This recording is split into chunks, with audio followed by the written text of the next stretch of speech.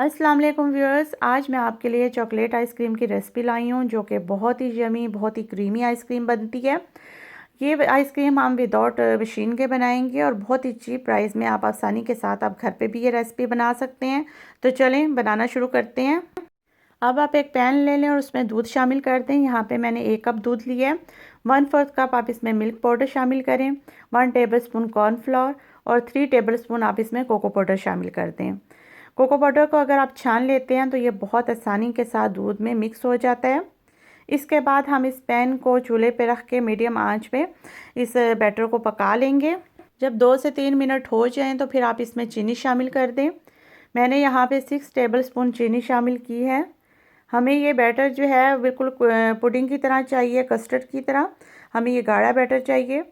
तो मैंने यहाँ पे 8 से 10 मिनट तक इसको पकाया था। इसके बाद फिर आप इसे रूम टेम्परेचर पे ठंडा कर लें और इसको आप फ्रिज पे रख दें तकरीबन आधा घंटा या 1 घंटा। जब ये बिल्कुल ठंडा हो जाए तो फिर हम इसे क्रीम में शामिल करेंगे।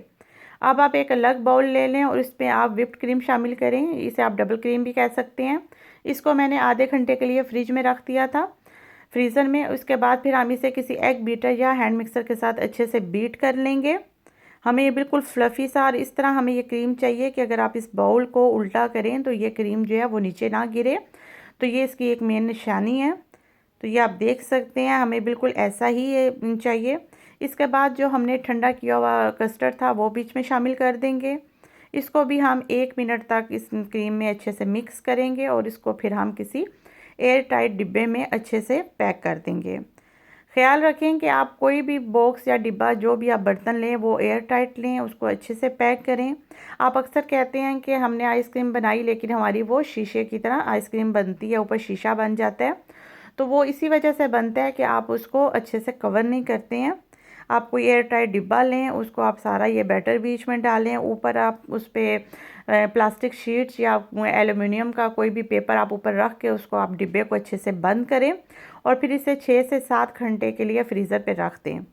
तो 7-8 घंटे ये मस्ट हैं। उसके बाद फिर आप इसे निकालें और जब आप इसे निकालें तो इसे 5-6 मिनट तक, 8 मिनट तक आप इसे इसी तरह ही रहने दें। उसके बाद फिर आप इसे डिश आउट करें। यकीन माने ये बहुत ही यमी, बहुत ही क्रीमी आइसक्रीम बनती है, बहुत ही टेस्टी बनती है और बहुत ही चीप प्राइस में आप इसे घर पे आसानी के साथ बना सकते हैं। मुझे उम्मीद है आपको मेरी ये रेसिपी बहुत पसंद आएगी। आपके बच्चे बहुत शौक़ से ये खाएंगे। बच्चे क्या, बड़े बूढ़े बुज़ुर्ग सब बहुत शौक़ से ये खाएंगे। अगर आपको मेरी रेसिपी अच्छी लगे तो प्लीज़ मेरी वीडियो को लाइक करें, मेरे चैनल को सब्सक्राइब करें और शेयर भी करें। इंशाल्लाह मैं आगे फिर मज़ीद ऐसे ही अच्छी रेसिपी के साथ आपकी खिदमत में हाज़िर होंगी। तब तक के लिए इजाज़त दें। अल्लाह हाफिज़।